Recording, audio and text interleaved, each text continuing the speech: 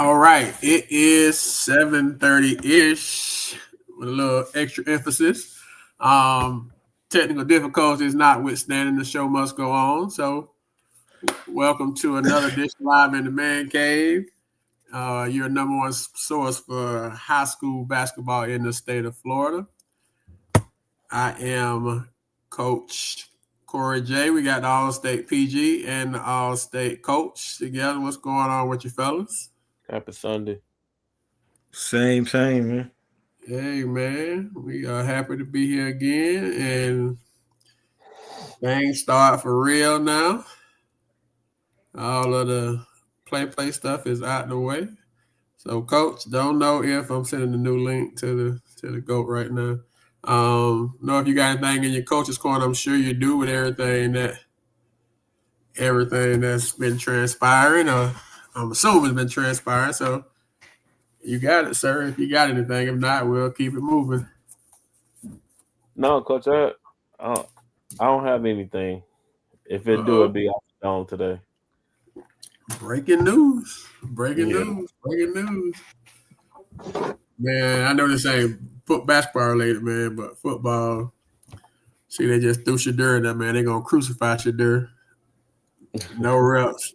That was a no-win situation, man. But it don't matter. He didn't perform. That's all that matters, I guess, at the end of the day.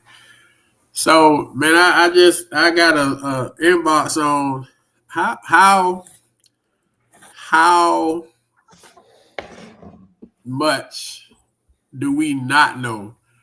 And I'm saying this like I got an email from or a message from someone associated with McKeel, and they gave me the score from they was over at Hoop Vibe preseason, which we didn't know, but that's all in good, I guess. But it's like they had two names on there that I ain't seen all spring, summer, or fall. 128 kid had 20 and 7. The 2027 kid had 19 and 7.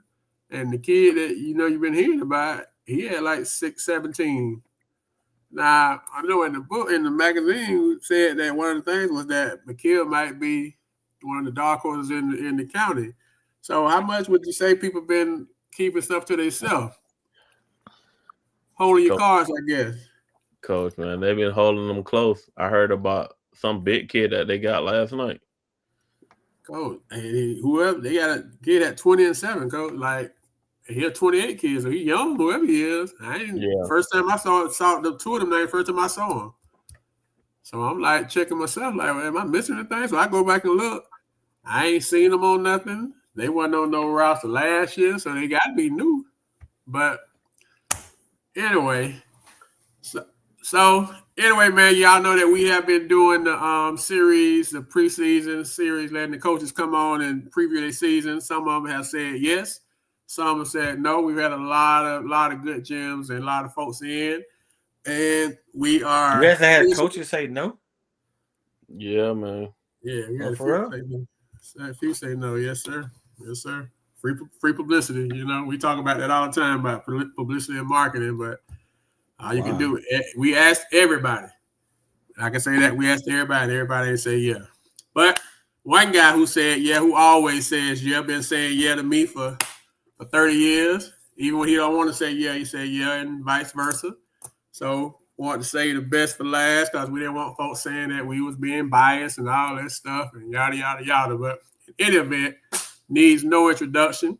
Sure, he'll be able to do all that for himself. But many consider him the GOAT, best coach in Polk County history. Has been to the Final Four numerous times, won a few, put a couple people in the league, and happy to have him on the show and kind of give us some gems. And just always, he family, so it's always the same no matter what. But without further ado, we want to welcome Bart Towhead coach Terrence McGriff into the cave. What's going on with your boss? How y'all doing? This is the first thing I want to do. I want to make sure everybody's here. I've got my magazine. I hope you got your magazine, everybody. If you don't have your magazine, get your magazine. Then I'm going to flip it to my favorite page. because everything's about players. I don't know if you can see it because I'm not a tech guy, but it's Jake Kylan Crosley from Bartow. Bartow's best shooter in the history of Bartow High School. So get your Polk magazine. It's awesome. Also had the Bartow pages and just give some insight on the other stuff. So that's my shameless plug for the magazine, pretty good, and my shameless plug for Bartow High School, pretty good. So first appreciate it. I want to thank you all. I'm just gonna start rambling. When you all want to ask a question, just stop me and ask like normal, right? Just like we talking at the gym, right? I want to thank you guys for having me on the show, and thank you for what you do to promote basketball in the county. Okay, next thing I want to say, I told this to Coach Barnes. If somebody has a question that they want to ask, that they want to answer, put it in the group text or chat or whatever you call it. It does not have to be about Bartow. It can be about the FSA, something about Polk County history, something about a coaching, whatever you want, I'll answer it, right? There are really no secrets. The secret is hard work, right? Okay, next, I got a message for all coaches, players, parents, and fans. I'm going in that order. Coaches, players, not Bartow. This ain't the Bartow section. This is for all coaches, players, parents, and fans. And so I want you to listen to it, okay? To everyone that listens to it or that don't listen. Parents, first of all, I want you to know that the coaches realize that you are sending them your best. You are sending them your child. That child is your precious gift.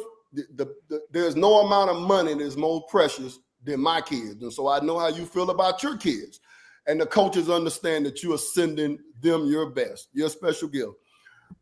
Parents, I want you to know that the coaches are a part of the village. It's the old African proverb that said it takes a village to raise a child. Well, the coaches are a part of the village helping to raise your child. Okay?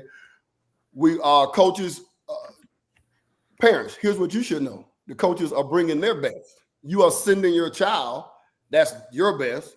The coaches are bringing you their best. Or they're giving your child their best. So I want you to keep that in mind. Parents, if you got a problem with a coach, pick up the phone and call them. Don't go to social media and try to I tell my parents, you go to social media if you want, because I don't look at it no way. I won't get it. Okay, go talk to the coaches, right? Pick up the phone and call them, text them, stuff like that. Helps keep problems down. And I think if parents know that coaches know, I tell my parents, I know that you're bringing me your child is all you got. I'm gonna give him all I got. I think that keeps problems down. So parents, cheer, root for your son, root for the team. Sometimes parents and the coaches have differences, and the differences is always what the parent sees and what the coach sees. Parents, coaches want to win. If little Johnny can help him win, he's gonna play. If he cannot help him win, or she, he won't play him. He gonna play, right? So I think if parents can see the value in what the coach sees, coach want to win. If your son can help him win or her help him win, they're gonna play. So parents, that was for you, right? Best versus best. You're sending your best. The coach is giving their best for your child, right? For your child. This is not the Southeastern Conference where the coach is getting $6 million now. Okay, this $3,000 they're giving, I mean, we spend it on gas, right? Coaches, I want to thank all the coaches for their service to the community. Part of the reason I'm the AD, you guys know I'm the AD at Bartow. So some of this is from all of my work this year to be the AD. Coach is a tough job now because you got the transfer portal, you've got these different schools, the SIAA schools, West Oaks, and all these IMG that's taking players now, right? You got to raise money.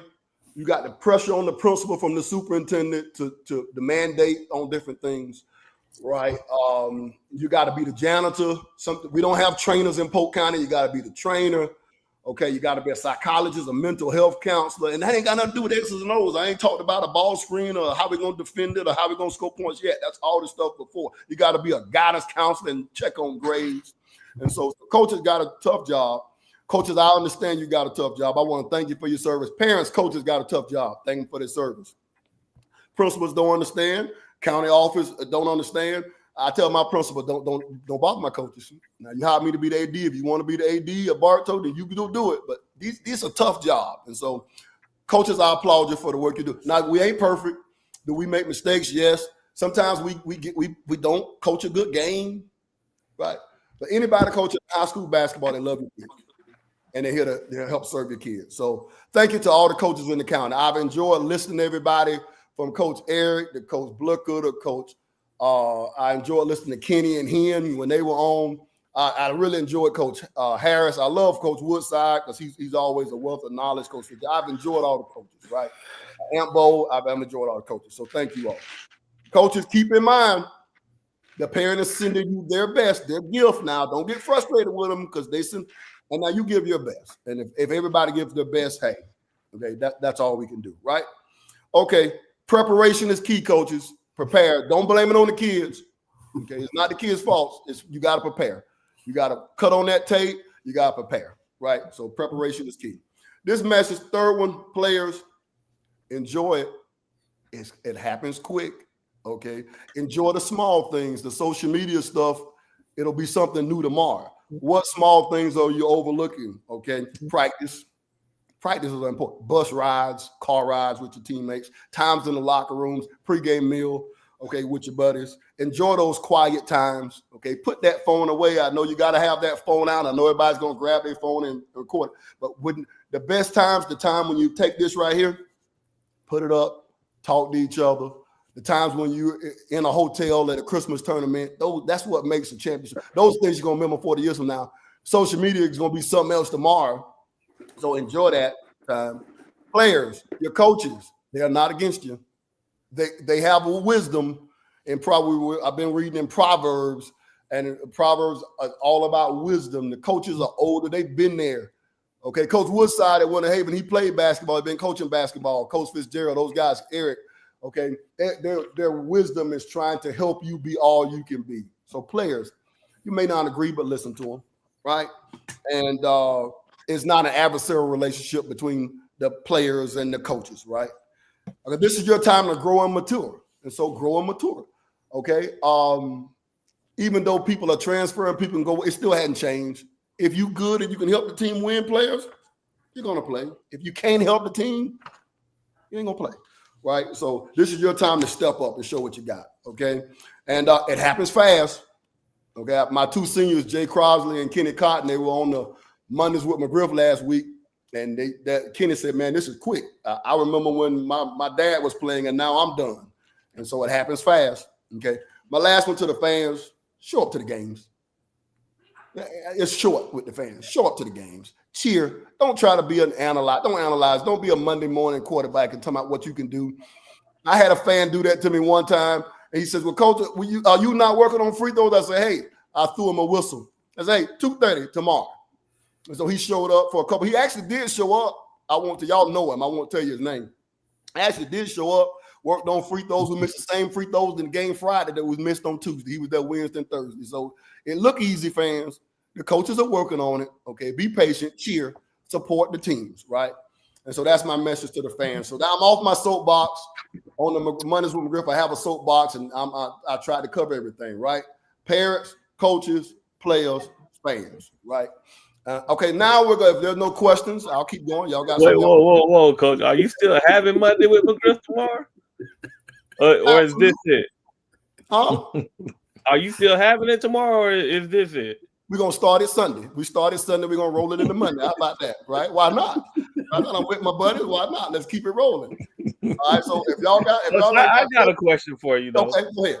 I got a question. You've been doing this a long time. Yeah, thank the Lord. Very long time. And that's a blessing in itself. Yep. So my thing is, when you decide to walk away, what do you want to be remembered for most? I hope. That's a good question. What I want to be remembered for most now is not what it was 10 years ago. So I hope it'll be that. What was it 10 years ago, and what is it now? He loved the kids and he wanted to win. And now he loved the kids because he's doing God's work that he has assigned for me to do. It's my calling to do. And so and that he helped to open people and lead my guys. If we have a guy who may not know Christ, that he will know him now better. And that he'll have a relationship with him, because that's really all that's going to matter. The rest of the stuff, the win's great. I want to win now, don't get me wrong. Yeah. But I want our guys to have a relationship with the Lord, because that's the only thing that'll last. And not that I didn't want it 10 years ago, but as you get older, you realize that that's more important. Right? You talked about preparation, Coach, without giving away too much. You said one of the things is watching film. We'll give it all away. Ain't no secret, so go ahead. What advice would you give to young coaches, maybe first-time head coach or wannabe head coach? What advice would you give as far as preparation goes? Every school now has a huddle camera in the gym. Now, we do not do this at Bartow because we've been there a long time, but if I had to do it, I would record my practice once a week. I would evaluate. I would do that for 2 reasons.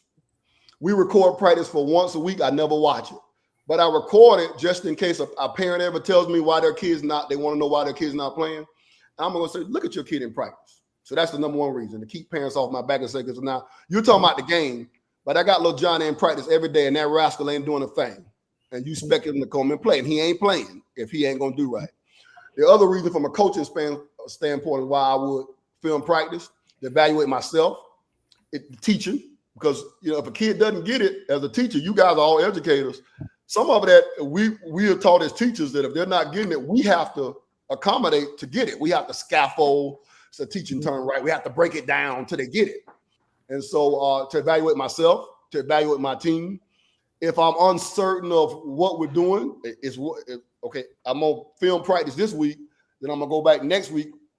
Are we better this next week than where we were last week? Okay, so to really evaluate and critique myself and my staff and our players. And then I would use that to break down for the kids. Okay, I would chop practice. We don't do it because we don't have time to do it. In Bartow, we don't need to do it. We got an experienced staff. If I was by myself, I would do it more because I think it would help the kids break it down and say, like, listen, here's what happened in practice. We had a 15-minute segment on shell drill. Here's what you did. You gave up a right-hand drive every time, and you didn't rotate to cut the baseline drive off. You didn't come with your hands up. Now, we've been coaching that for 3 weeks. We've been in practice 3 weeks, and you won't do it. Now, how am I going to play you? Or, okay, you want to take the same shots that Jay Crosby is taking. Now, okay, we film practice. We're doing this shooting drill, and I counted, and you were 2 for 40. You can't take the shots he takes. So you use it in that in both a positive and negative way to improve yourself and also to improve your team. That's the one thing I would do. I would say to coaches. Other thing is find you a mentor. I've got mentors. I got people, okay, I've been coaching 24 years, 30 years overall, 24 years in Bartow. I've got 2 guys that I can call, Coach Hollison, Coach Nunley. You guys are men with Networks Basketball. We talk once a week or once every other week, once a week during the season. And they evaluate me. Billy, they evaluate me. They're evaluating the kids, but they really evaluate me. And so I think each coach should find a mentor. Okay, we got Gordon Gibbons. So that's all he was with Coach Jones at Davenport. He should be calling Coach Gibbons once a week and let Coach Gibbons watch that tape. Those guys from Networks, Coach, they watch the tape. Every 2 weeks they watch the tape from Tuesday and say, McGriff, you need to be doing this, this, and this. And what you doing here? And why haven't you done that? They already did it. And so you're talking about a guy that's been coaching 30 years and all this championship, that's great. That got nothing to do with getting better. We're asking the kids to get better. Well, so I think they should find a mentor, okay, to help them, okay? There's some coaches in the area that I mentor now that we evaluate. I help them break down tape now, today. And so, okay, so that's another thing. Does that answer a question? I can keep going, but we ain't Yes, sir, it does. Talk about this year's team, though, Coach. Okay, well, here we go. Okay, first of all, we got sponsor night on Thursday. Bills got to be paid, okay? Thursday the 20th against George Jenkins. Topper, Sheldon Dennis, who Coach Barnes coached with the Fire. And then also, I don't know, did you coach him with the Fire? Or I know you coached him at Jenkins. You coached him with the Fire too, or who was his coach with the Fire? Broke was his coach with the Fire. Broke, who's not Discovery, was coach with the Fire. Barnes coached him at Jenkins. It's one of the only couple of times in the last 20 years that Jenkins has beat us when he was there. And I put on my Mondays with McGriff show, I'm going to say, now, you got your wins out of the way, Topper. Okay, so Thursday, we're trying to win the game, right? But sponsor night's on Thursday, got bills to pay. Okay, a short thing, because coaches ask me, say, I can't do that. I cannot have banners in my gym and have sponsor night. You're wrong. We did it at Kathleen. We started it at Kathleen. Drew Taylor went and got banner sponsors. Coach Cable, y'all know Coach Cable's probably watching the show. He went and got all the pregame meal people, and I went and did the program book, the same book that we did with the Lakeland Fire with the Cooking for Kids, Coach Barnes. Okay, we brought that with the Fire. Okay. The Do with the Fire. Miss Downing started doing the book 30 years ago. Okay, so we did that at Kathleen, and when I came to Bartow, we did it. We put banners in the gym, pregame meal, banners for the people that weren't pregame meal people got a banner, and we did a book. So sponsor night's just a celebration of those people. When I started it, I think it was 12 banners. So now it's 55 or 56 banners. And it's a That's in Bartow's gym? Yeah. Some of them we don't put up. So because some of them be on loan the pad. So when you all came in there for the alumni game, we didn't have, there's another 12 of them that we're going to put up tomorrow night. And we got some new ones, some old ones got to take down. But 50, I think 56, 57 banners. So coaches, I encourage that you can do it. And don't tell me you ain't got money. This Polk County, if we can do it at Kathleen, you can do it where you're at. You can do it in Haines City, Wells. Okay, you can do it in Auburndale, Winter Haven. You can do it. Okay, and you can do it small school, big school. They'll support it Mulberry and Fort Meade. Okay, so you can do it. So sponsor that. I want to say that first. Okay. Second, I want to thank my coaches. These guys in particular: Larry Tucker, Marlon Austin, Darian Jones, Trip Wallace, Lil Marlon. They, 3 of those guys been there all 24 years. If there's a secret, those 3 guys: Tucker, Austin, D. Trips, I think, has been here 20 years, and Lil Marlon, he's really stepped up, and he's taken a lot from me and his dad as far as film study and stuff like that. So I want to thank those guys. That's the key to Bartow High School. We've been pretty consistent the last 20 years. That's the key. I want to talk about the players. Okay, Jay Crosby, senior, best shooter we've ever had. All right. His ability to shoot the ball is different for us last year with a young team. It'll be the difference this year with a team that's older but still pretty young, right? One of the 2 seniors. Voice has gotten better with us. He talks more. He's more of a leader. It's not his personality, but he's more as a senior. He's set for a great senior season. Got a couple of Division II offers, and one that went away, but another one still there. And he's probably going to be a guy that has to play and get something after the season. He'll get it. Why? Because he can shoot the ball. If you got it, you can shoot the ball. You got a chance, right? Kenny Cosmo, other senior, kind of born into the program. His dad was on my first team 24 years ago, and his grandma, y'all know Miss Cotton, she run the hospitality room, so he's been there forever. Great rebounding, great first step, kind of a role player. It's all the guys that we've had at Bartow. People say, well, Bartow's not quite as good, but I don't know how they win, guys like Kenny Cotton. We value guys like Kenny Cotton and what he brings. He's not going to score 17 points a game like Jay Crosby, 18 points a game, but he's going to rebound the ball. He's going to defend. He's got a quick first step. He can make a layup. He's a leader in the locker room, stuff like that. He's a senior. 2 seniors I got, right? Dylan Brinson, Jr., okay, heart and soul of our team. Good people. You guys remember Alex Boston from Bartow back in the day, played football at Florida State. Okay, that's his family. So his Bartow genes all through and through. I call him as my sergeant of arms on the team.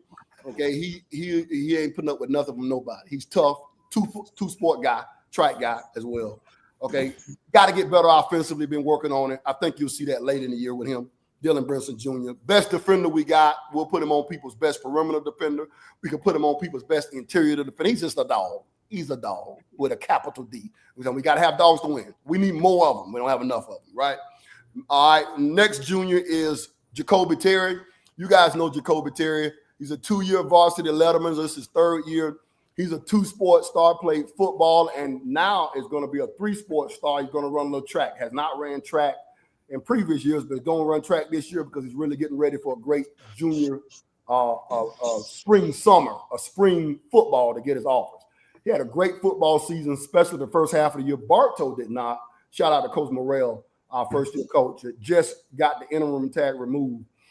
He deserved it, and we're going to give him some help so he can turn the program around. I talked to Coach Billy about that. But Jacoby had a good first half of the year, probably got 35, 40 receptions. Didn't have a great second half, kind of got double-teamed. But he put enough on tape that if he'll get faster in the offseason, play a little 7-on-7, when spring comes, he's going to get some offers, right? And he's a heck of a – he's just he hustles for us. He defends. He plays with energy. He's a leader. Kobe's going to be a Fortune 500 CEO type of guy. He can go in any environment and adjust, right? He can go to Publix and be a CEO there. He can go to the streets and be a CEO there. He just got a special ability. So Jacoby Terry, you guys know him, okay?